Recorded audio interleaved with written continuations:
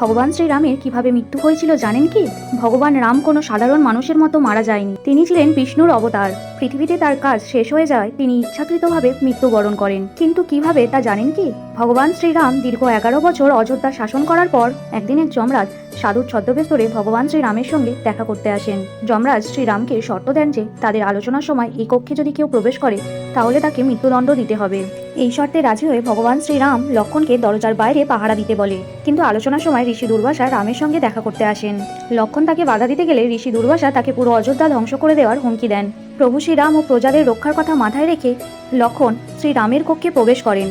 শর্ত অনুযায়ী লক্ষণের মৃত্যুদণ্ড হওয়ার কথা ছিল, কিন্তু শ্রীরাম তার ভাইয়ের আত্মত্যাগ দেখে লক্ষণকে মৃত্যুদণ্ড দেওয়া থেকে বিরত ছিল।